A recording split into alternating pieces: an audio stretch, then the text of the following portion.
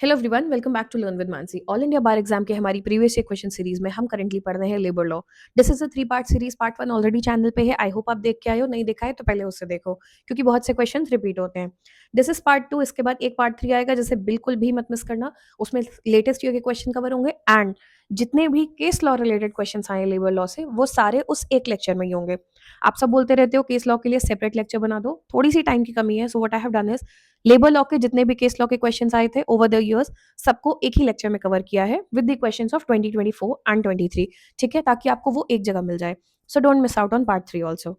ठीक है, देखो, टेलीग्राम ज्वाइन कर लो। वहां पे जो भी जैसे ही टॉपिक खत्म होता है उसके पीडीएफ वहां पे पीवाईक्यू उसकी अपलोड हो जाती है। प्लस आपको डाउट क्लियरेंस के लिए भी एक स्पेस मिल जाती है। You can also connect with us on our Instagram, ताकि आपको अपडेट बनी रहेगी कब कौन सा लेक्चर आया है। ठीक है, टाइम नहीं वेस्ट करते, आगे बढ़ते हैं। पहला question, who is responsible for payment to a person employed by him in a factory under the payment of wages act. According to this act, देखो एक्ट आपको बता दिया कौन रिस्पॉन्सिबल है payment for to a person की salary कौन देगा, payment कौन देगा टू अ पर्सन जो एम्प्लॉयड है एक फैक्ट्री में। ऑप्शन है account manager, HR manager, floor manager या ओनर। बेयर एक्ट ना भी पढ़ा हो ना, कुछ ना आता हो, तो भी समझ में आ रहा है इनके बजाय ओनर जिम्मेदारी लेगा। जो मालिक है उसकी जिम्मेदारी है ना पैसा देना, या एचआर वाले की है। ठीक है, सो answer is D, owner. But अगर बेयर एक्ट में भी देखेंगे तो section 3 responsibility for payment of wages में लिखा है every employer shall be responsible for the payment of wages. अब कंफ्यूज कहाँ होते हैं लोग कि फैक्ट्रीज में लिखा है मैनेजर ऑफ द फैक्ट्री, तो आपको लगेगा इनमें से कोई मैनेजर हो सकता है, और अकाउंट्स एचआर फ्लोर की जिम्मेदारी नहीं होती है। और लास्टली बहुत क्लियरली लिखा है कि not with standing anything mentioned here, responsibility employer की ही होगी टू पे अगर ये फेल कर जाते हैं। बट एचआर, फ्लोर मैनेजर और अकाउंट्स की जिम्मेदारी नहीं होती, ओनर अगर ऑप्शन दिया है तो। ठीक है, next question, under the workmen's compensation act which is helpful in deciding the extent of injury for compensation. इस एक्ट के अकॉर्डिंग, वर्कमैन कॉम्पेंसेशन एक्ट के अकॉर्डिंग, क्या चीज हेल्प करती है हमें ये डिसाइड करने में कि इंजरी कितनी एक्सटेंड की है, मतलब कितनी सीवियर, कितनी कितने परसेंट, क्या कैसी टाइप की इंजरी है, और उस हिसाब से कॉम्पेंसेशन तय होता है। बेसिकली आपका हाथ टूटा है तो सेपरेट कॉम्पेंसेशन होगा, आपके दोनों हाथ कट गए तो एक सेपरेट टाइप का कॉम्पेंसेशन होगा, पैर भी चले गए तो एक अलग टाइप का होगा। राइट, हर चीज का सेम कॉम्पेंसेशन तो नहीं होता है। तो हमें क्या चीज हेल्प करती है डिसाइड करने में extent of injury for compensation? Insurance certificate, medical examination, medical certificate या ऑल ऑफ द अबव? इसका करेक्ट आंसर है सी, मेडिकल सर्टिफिकेट। देखो, इंश्योरेंस सर्टिफिकेट नहीं डिसाइड करता, बिकॉज वो हमें ये बता रहा है कि आप इंश्योर्ड हो, आपको कुछ होता है तो इंश्योरेंस का पैसा मिल सकता है, पर वो कितना डिग्री ऑफ कॉम्पेंसेशन होगा, इंजरी कितनी सीरियस है आपकी, ये तो नहीं बताएगा। मेडिकल एग्जामिनेशन एक प्रोसेस है जिससे हमें क्या मिलता है, फाइनली मेडिकल सर्टिफिकेट मिलता है। एक प्रैक्टिशनर आता है, वो आपका मेडिकल एग्जामिनेशन करेगा और वो बताएगा कि आपको कितनी सीवियर इंजरी हुई है, what is the extent of your injury, and वो एक प्रोसेस हो गया। वो देता है क्या है आपको, मेडिकल सर्टिफिकेट। और मेडिकल सर्टिफिकेट होता है जो आपको हेल्प करता है इन डिसाइडिंग कि कितना क्या इंजरी है और क्या कॉम्पेंसेशन होगा। So answer is C, medical certificate. Section 11 बात करता है मेडिकल एग्जामिनेशन के बारे में, जो एक प्रोसेस है। उस प्रोसेस से हमें क्या मिलता है, मेडिकल सर्टिफिकेट। शेड्यूल 1 भी लिस्ट ऑफ इंजरीज की बात करता है, जहां पे हमें बताते हैं कि percentage of loss of earning capacity क्या होगी, which is assessed by a medical practitioner. ठीक है, next question, section 23 of workman compensation act says that the commissioner shall have the power of. Act बता दिया, सेक्शन बता दिया आपको, अब आपको जाके आंसर देखना है कमिश्नर की पावर किस तरीके की होगी, कोर्ट, ट्रिब्यूनल, क्वासी जुडिशियल या all of the above? Correct answer is court. Section 23 देखोगे क्लियरली लिखा है commissioner shall have all the powers of a civil court under the code of civil procedure. तो civil code की तरह वो function करेगा। ठीक है, commissioner shall be deem to be a civil court for all purposes. तो क्या answer होगा, court. Next, the objective of Industrial Dispute Act 1947 is A. Industrial peace and economic justice. B. Create harmonious relation between employer and employee. C. To prevent illegal strike or lockout. या फिर D, all of the above? तो industrial peace maintain करना, economic justice maintain करना एक option है। Harmonious relation मतलब smooth, harmony भरा, प्यार भरा, नॉर्मल कॉर्डियल रिश्ता हो बिटवीन एम्प्लॉयर एंड एम्प्लॉई। और इलीगल स्ट्राइक और लॉकआउट को प्रिवेंट करना। Answer is D, all of the above. अब ये एक जगह कहीं नहीं दिया है इस एक्ट के अंदर क्लियरली। ऑब्जेक्टिव ऑब्वियसली शुरू में एक पैराग्राफ दिया हुआ है, आप उसको पढ़ोगे तो आपको अंदाजा लग जाता है, बट ये वर्ड टू वर्ड कहीं नहीं दिया है। ठीक है, पर ये आप जब इस एक्ट को पढ़ेंगे, इंडस्ट्रियल डिस्प्यूट एक्ट के इंडेक्स को भी देखेंगे, तो आप देखेंगे स्ट्राइक के बारे में भी बात कर रहे हैं, और ऐसे ही मुद्दे हैं उसमें कि कैसे इंडस्ट्री में शांति रह सकती है और हार्मोनियस रिश्ता एम्प्लॉयर और एम्प्लॉय के बीच का डिस्प्यूट रिजॉल्व करना, यानी अच्छे रिश्ते बना के रखना। तो answer would B D, all of the above. Next question, section 2 sub clause Q of industrial dispute act provides the definition of. Definition पूछिए, बहुत सिंपल क्वेश्चन है।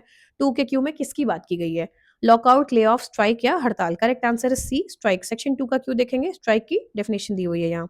Next, who is a protected workman? Protected workman कौन होता है? Option A, workman given police protection during labour strike. Option B, workman protected by insurance coverage. Option C, workman who is an executive और office bearer of a registered trade union in the establishment. या फिर option D, workman protected from being arrested by court order. मान लो बैराक में ना ढूंढ पाओ तो कॉमन सेंस लगाओ। क्या ऐसा हो सकता है कि पुलिस प्रोटेक्शन दी हुई है लेबर स्ट्राइक के टाइम इसलिए प्रोटेक्टेड बोलेंगे? कॉमन सेंस के हिसाब से नहीं बनता। इंश्योरेंस कवर है इसलिए प्रोटेक्टेड वर्कमैन बोलेंगे, वो तो बहुतों के पास होता है, ये भी नहीं पॉसिबल लग रहा। ये हम सिर्फ कॉमन सेंस पे चल रहे हैं। Protected from being arrested bye a court order, ये भी कुछ लॉजिक नहीं बन रहा है, ये बहुत स्पेसिफिक चीजें हैं। बट एग्जीक्यूटिव और office bearer of a registered trade union in the establishment, हाँ आप अगर एक रजिस्टर्ड ट्रेड यूनियन का पार्ट है, वहां एग्जीक्यूटिव या ऑफिस बेयरर है, तो आप कुछ समझ में बन रहा है क्योंकि ये हमारे काम से रिलेटेड ज्यादा साउंड करता है, तो आंसर वुड बी सी, ये लॉजिकल है। बाकी चैप्टर 7 के section 33 sub clause 3 industrial dispute act में दिया है प्रोटेक्टेड वर्कमैन के बारे में। एक्सप्लेनेशन में प्रोटेक्टेड वर्कमैन लिया हुआ है, means a workman who being a member of the executive और the office bearer of a registered trade union connected with the establishment is recognized as such in accordance with the rules made in this behalf। Answer तो हो जाएगा यहाँ से, but I am assuming आप पहले से बहुत डिटेल में नहीं देख के गए हैं, ठीक है। और ये जो सेक्शन 33 सब क्लॉज 3 है, इसके नाम में नहीं लिखा है प्रोटेक्टेड वर्कमैन, तो इंडेक्स से भी नहीं मिल रहा है, पूरा पढ़ने का टाइम नहीं मिल रहा आपको। लेट्स अज्यूम आपको एक क्वेश्चन एंड में दिखता है, तो उस केस में थोड़ा सा कॉमन सेंस लगा के सॉल्व करो। अदरवाइज आपको एक्ट पता है, जल्दी से एक नजर घुमानी होती, but I get it, paper में टाइम कम होता है, so I am also discussing कि आप कॉमन सेंस लगा के कैसे कर सकते हो। Next question, section 49 of factories act explains about, very easy, factories act जाओ, सेक्शन 49 जाओ, देखो किस बारे में बात कर रहा है। कैंटीन, क्रेच, वेलफेयर ऑफिसर या फिर rest room. Correct answer is the welfare officer, उसके बारे में बात कर रहा है। Next, meaning of industrial dispute according to industrial dispute act. इस एक्ट के अकॉर्डिंग इंडस्ट्रियल डिस्प्यूट का मीनिंग क्या है? मोस्टली ऐसे डेफिनेशन टाइप क्वेश्चन होना तो मोस्टली सेक्शन 2, 3 या 1 में होते हैं, जहां डेफिनेशंस दी होती हैं, ठीक है। तो हम सबसे पहले वहीं चेक करेंगे। Option A, dispute between employer and employer, यानी एम्प्लॉयर एम्प्लॉयर, ठीक है, दो एम्प्लॉय करने वाले। Option B, dispute between employer and workman, या अब मालिक और एम्प्लॉई है ना, उनके बीच की बात है। Option C, dispute between workman and workman in connection with employment and non employment, या फिर D, all of the above. इसका correct answer is D, all of the above. हमने जाके देखा सब क्लॉज के में डेफिनेशन दी हुई है एम्प्लॉयर एंड एम्प्लॉयर, जो हमारा ऑप्शन ए था, बिटवीन एम्प्लॉयर एंड वर्कमैन, जो ऑप्शन बी था, और workman and workman with in connection with employment and non employment, जो हमारा ऑप्शन सी था, तो answer would be all of the above. Next, unfair labour practice by the employers include, employers की तरफ से अगर अनफेयर लेबर प्रैक्टिस हो रही है तो उसमें क्या क्या आता है? Victimisation, false implication in criminal case, untrue allegations of absence without leave, या all of the above. Victimisation मतलब दूसरे को एक तरीके से विक्टिम बताना, अपने आप को विक्टिम बताना, दूसरे को जिम्मेदार ठहराना। False implication in criminal case, किसी क्रिमिनल केस में फालतू में फंसा देना। अनट्रू एलिगेशन, झूठे इल्जाम लगाना कि एब्सेंस विदाउट लीव, बिना छुट्टी लिए एब्सेंट हो रहे थे टाइप, या फिर D, all of the above. Correct answer is, देखो यहाँ लिखा ही नहीं, चलो ऐसे देख लेते हैं, ए बी है, ई बी है, सी बी है, तो करेक्ट आंसर हमारा क्या है? D, all of the above. Okay, यहाँ लिखा नहीं था। देखो, हमने सबसे पहले जाके डेफिनेशन में सर्च किया, जो हमारा कॉमन नेचर है, जो मैंने आपसे क्या कहा था, ऐसा कुछ दिखे तो सबसे पहले डेफिनेशन में जाते हैं। हम वहीं गए, पर वहां क्या लिखा है? It means any practice specified in fifth schedule. अच्छा, फिफ्थ शेड्यूल जाते हैं। फिफ्थ शेड्यूल के पॉइंट नंबर 5 में हमें दिखे टू डिस्चार्ज और डिसमिस वर्कमैन, कौन सी चीजें? फिफ्थ शेड्यूल पूरी लिस्ट देता है कौन कौन सी चीज इसके अंदर आती है अनफेयर लेबर प्रैक्टिस के अंदर, और वहां हमें दिखा विक्टिमाइजेशन, फॉल्स इम्प्लीकेशन, झूठे एलिगेशंस, तो हमें तीनों पॉइंट हमारे मिल गए, तो answer would be all of the above. Next, industrial dispute means any dispute और डिफरेंस बिटवीन, इंडस्ट्रियल डिस्प्यूट किसे कहते हैं? एनी डिस्प्यूट या डिफरेंस किन के बीच में? Employer and employer, employers and workman, workman and workman, master and master. ये क्वेश्चन हमने अभी किया है, इसका correct answer would be B 1, 2 and 3। Master and worker वहां पे मेंशन नहीं है, आप याद करो, हमने अभी पढ़ा था, ठीक है। Next, industrial establishment means, industrial establishment किसे कहते हैं? फैक्ट्री, माइन, प्लांटेशन, इंडस्ट्री, ये हमारे ऑप्शंस हैं। कॉम्बिनेशन है ऑप्शन ए चारों, option B 1, 2 and 3, option C 1 and 2, या डी ओनली 1, ठीक है। हम गए सबसे पहले डेफिनेशन ढूंढने, हमें एक डेफिनेशन मिलती है इंडस्ट्रियल एस्टैब्लिशमेंट या अंडरटेकिंग की, वहां पे हमें समझाया है कि इस्टेब्लिशमेंट और अंडरटेकिंग जहां एक इंडस्ट्री चलती हो उसे हम कहते हैं इंडस्ट्रियल एस्टैब्लिशमेंट। कौन सी होती है ये नहीं बताया, तो हमने कहा अच्छा यहाँ तो नहीं मिला, आगे बढ़ते हैं। पेमेंट ऑफ वेजेस एक्ट के हमने एक डेफिनेशन ढूंढी, वहां पे दिया हुआ था इंडस्ट्रियल और अदर एस्टैब्लिशमेंट मीन्स, यहाँ पे हमें माइन मिला, प्लांटेशन भी मिला, ठीक है, विच मीन्स ये भी आंसर में है, ये भी आंसर में है, ठीक है। तो 2 एंड 3 तो हर हाल में है, तो ये ऑप्शन एलिमिनेट हो गया आपका, और ये भी एलिमिनेट हो गया। अब आपके पास बचते हैं ए और बी, 1 दोनों में है, 2 एंड 3 हमने प्रूव कर लिया, अब सिर्फ सवाल 4 पे बचता है, इंडस्ट्री आंसर में है या नहीं। अब इसको लेके थोड़ी बहुत ऑनलाइन डिबेट है। आंसर ऑफिशियल की के अकॉर्डिंग बी है, 1, 2 एंड 3। रीजन बीइंग, इंडस्ट्री खुद में एक एस्टैब्लिशमेंट नहीं है, इंडस्ट्री एक एक्टिविटी को कहते हैं। फॉर एग्जाम्पल आप बोलो कि एक टेक्सटाइल इंडस्ट्री में जो है बहुत गिरावट चल रही है, तो आप किसी एक एस्टैब्लिशमेंट की बात नहीं कर रहे हैं, आप इन जनरल इंडस्ट्री की बात कर रहे हैं। This is the logic that is given. For example कोई बोले स्पोर्ट्स इंडिया में ग्रो कर रहा है, तो स्पोर्ट्स खुद में कोई गेम नहीं है, sports is like an activity, right, एक गेम को कहते हैं। बट जब आप बोलो बैडमिंटन की बात कर रहे हैं, अब आप एक स्पेसिफिक स्पोर्ट की बात कर रहे हो, राइट, तो industry is an activity. For example textile industry, industrial establishment वो जगह होती है जहां कोई ऐसी एक्टिविटी हो रही होती है। तो इन्होंने हमें इंडस्ट्रियल एस्टैब्लिशमेंट समझाया था, एस्टैब्लिशमेंट और undertaking in which industry is carried out, ठीक है। इंडस्ट्री क्या क्या होंगी, माइन है, प्लांटेशन है, ये सब उसके अंदर आते हैं, फैक्ट्री भी आती है, ठीक है। बट बहुत जगह इसको लेके डाउट है। फॉर सम से कि answer should be all four, some say it should be B 1, 2 and 3। Official answer की मोस्टली बी दिया हुआ है, so I am sharing that only, okay. Next, strike should be called only if at least dash percent of workmen support the strike. कितने percent लोग support करें कि एक strike को स्ट्राइक कह सकते हैं? 10, 15, 20 या 5%? ये बेयर एक्ट में कहीं नहीं दिया है। तो अगर ऐसा क्वेश्चन आता है, स्ट्राइक का पोर्शन जाके चेक करोगे डिस्प्यूट्स में, आपको आंसर नहीं मिलेगा and you are clear now कि ये बेयर एक्ट में तो नहीं है। अब क्या करें? ये आया है रूल से, पुराने क्वेश्चन में बुक्स अलाउड होती थी तो रूल्स के थ्रू पूछ लिया गया। अब लगेगा कॉमन सेंस। 5% मेरा दिमाग तो कहता है बहुत ही कम है, मतलब 5 या 10% तो मैं नहीं टिक करती कि इतने लोग के आने पे उसे स्ट्राइक तो नहीं बोला जाएगा। मोस्टली 15 या 20 के बीच आप मार्क करते हैं, तो आई एम नॉट सेइंग कि आप 100% सही मार्क करोगे। क्वेश्चन छोड़ना मत, क्योंकि क्योंकि कोई नेगेटिव मार्किंग नहीं है। बट अगर मार्क करना ही हो तो प्रोबेबल आंसर इनमें से होगा। एटलीस्ट आपके 50% चांसेस होंगे कि आप सही मार्क कर रहे हो। चारों में रैंडम तुक्के मारोगे तो 25% होंगे, right. This is how you attempt the paper जब आपको क्वेश्चन बियॉन्ड बेयर एक्ट पूछा जाए। आजकल नहीं पूछते क्योंकि आजकल ओपन बुक उस तरीके से नहीं होता जैसे पहले था, ठीक है। Answer is C, 20%। Bare act में नहीं दिया, ये central trade union strike rules के अकॉर्डिंग पूछा था। नेक्स्ट देखते हैं, industrial relations cover the following aspects. Collective bargaining, यानी मिल के बार्गेन करना, एक डील निकालना मिल के। Labour legislation, industrial relations training, trade unions. Option है A only one, option B में 1 एंड 2, अगले में 1, 2 एंड 3 एंड उसके अगले में चारों। अब इंडस्ट्रियल रिलेशंस कहीं नहीं डिफाइंड है, सारे बेयर एक्ट चेक करें आपने, आपको कहीं इसकी डेफिनेशन नहीं मिली, ऐसा कुछ लिखा दिखा नहीं मिला। ये भी बेयर एक्ट में नहीं दिया है, ठीक है। इसका correct answer is D, 1, 2 and 3 and 4। ये इंडस्ट्रियल रिलेशंस की बेसिक थ्योरी का पार्ट है, ठीक है। बट अब कॉमन सेंस से सोचो कि इंडस्ट्रियल रिलेशंस में क्या क्या आ सकता है। कलेक्टिव बार्गेनिंग, ट्रेड यूनियंस और क्या करते हैं, मिल के अपने लिए डील क्रैक करना। कलेक्टिव बार्गेनिंग लग रहा है होना चाहिए, और वन वैसे भी सब में दिया है, तो वन तो मान के ही चलो, छोड़ ही दो। लेबर लेजिस्लेशन, हाँ भाई, हम इंडस्ट्रियल रिलेशंस में लेबर के लॉस की बात तो कर ही रहे हैं, तो ये भी आंसर में होना चाहिए, ठीक है। इंडस्ट्रियल रिलेशंस ट्रेनिंग और ट्रेड यूनियन पे भी हम बात कर रहे हैं। जैसे ही आपको ये दिख जाए कि ट्रेड यूनियन पे तो हम बात कर ही रहे हैं, हमारे एक्ट का पार्ट है ये, ऑटोमेटिकली आंसर डी हो जाना चाहिए। This is how you attempt जब बेयर एक्ट में नहीं मिल रहा हो आपको या नहीं समझ में आ रहा हो। Next question, ensuring the safety health and welfare of the employees is the primary purpose of. अब ये लाइन कहीं नहीं लिखी है, कॉमन सेंसिकली है बट बहुत बेसिक है। A payment of wages act, B industrial disputes act, C factories act, D equal remuneration. Common sense से सोचो, वेजेस एक्ट, सैलरी को लेकर बात हो रही है। इक्वल रेम्यूनरेशन, बराबर पैसा मिलना चाहिए, इज्जत से पैसा मिलना चाहिए, इसकी बात हो रही है। क्या इनका सेफ्टी हेल्थ और वेलफेयर से कोई लेना देना है? नो। तो ये भी आंसर नहीं होगा और ये भी आंसर नहीं होगा। बचा फैक्ट्रीज और इंडस्ट्रियल डिस्प्यूट्स। इनके इंडेक्स जाके देखो। इंडस्ट्रियल डिस्प्यूट मुद्दे सॉल्व करने की बात करता है कि अगर डिस्प्यूट हो जाए एम्प्लॉयर एम्प्लॉय में या आपस में हो जाए कुछ भी, तो उसे कैसे सॉल्व करोगे, ये भी उस बारे में बात नहीं करता। फैक्ट्रीज एक्ट का आप इंडेक्स देखेंगे तो ये भरा हुआ है सेफ्टी हेल्थ और वेलफेयर को लेके, कि एक फैक्ट्री में क्या क्या सेफ्टी प्रिकॉशंस होने चाहिए, कैसी हाइजीन होनी चाहिए, उनके वेलफेयर के लिए क्या करोगे, कहाँ उनके लिए प्रोटेक्टिव सामान होगा, क्या रूल्स का ध्यान रखना होगा। इंडेक्स देखोगे वहीं से समझ में आ जाएगा, तो answer would be C, factories act. Next देखते हैं, according to factories act child क्या होता है। अगेन डेफिनेशंस क्या बताया, मोस्टली शुरू में दी होती हैं। Child means a person who has not completed 15 years, यानी 15 साल से कम का बच्चा है। Child means person who has not completed 14 years, 14 से कम का बच्चा है। सी बोलता है चाइल्ड नॉट कंप्लीटेड 18, 18 से कम का है, या फिर नॉट कंप्लीटेड 16, 16 से कम का है। अब तो देखो, 18 से ऊपर वाले को तो एडल्ट बोल देते हो, ठीक है। हमने पढ़ा 18 से 15, ये जो रेंज है, 15 से बड़े और 18 से छोटे, उन्हें हम एडोलेसेंट कहते हैं। ये हमने पिछले पार्ट में डिस्कस किया था।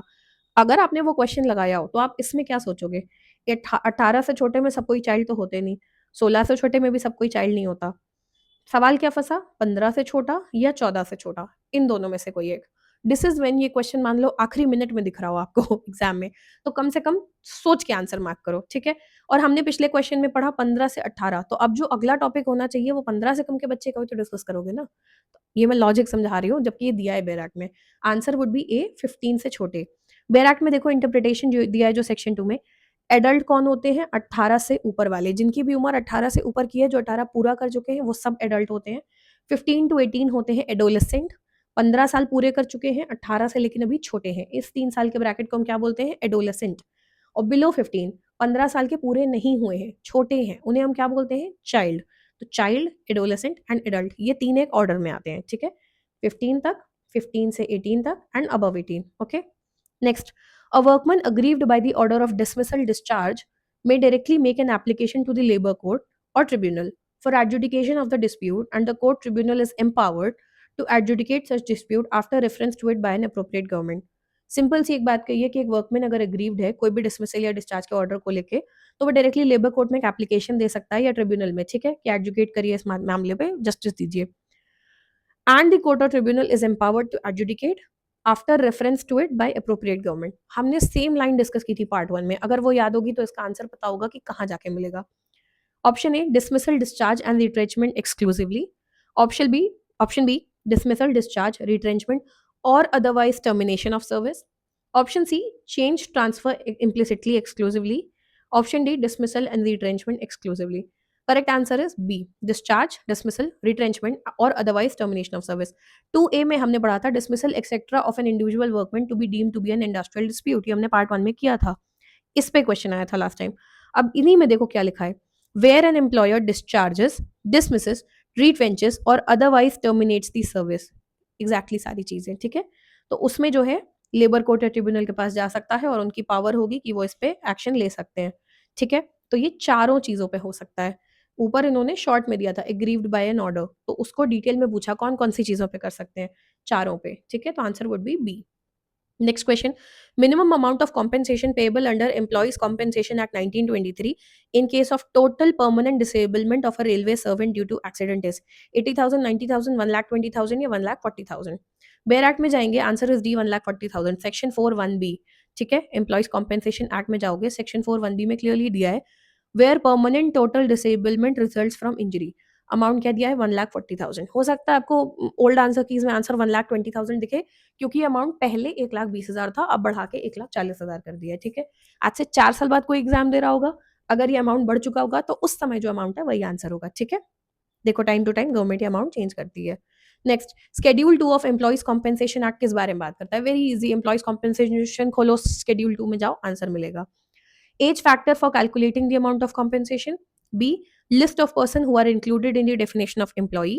Option C, list of occupational diseases, या फिर option D, list of injuries deemed to result in permanent total disablement. इसका correct answer is B, list of persons who are included in definition of employee. Schedule 2 यहाँ दिया है, ठीक है। Next, a railway servant was killed in a bus accident during the course of employment. अपने employment के दरमियान, ऐसा नहीं है कि खाली बैठा था छुट्टी पे था, नहीं, अपने एम्प्लॉयमेंट के टाइम पे ही एक रेलवे सर्वेंट मर जाता है बस एक्सीडेंट में। हिज फैमिली मेंबर्स में क्लेम कॉम्पेंसेशन अंडर, उसकी फैमिली कॉम्पेंसेशन कहाँ क्लेम करेगी, मोटर व्हीकल एक्ट में, एम्प्लॉय कॉम्पेंसेशन एक्ट में, दोनों में करेगी या किसी एक में, ईदर और एंड में ध्यान देना, option C is both and B, यानी यहां भी करेगी एंड यहां भी करेगी।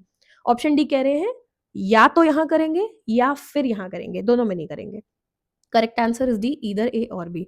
देखो एम्प्लॉइज कॉम्पेंसेशन एक्ट 1923 के सेक्शन 3 के अकॉर्डिंग वो क्लेम कर सकते हैं, मोटर व्हीकल्स एक्ट के सेक्शन 166 एंड 163 ए के अकॉर्डिंग वो क्लेम कर सकते हैं, ठीक।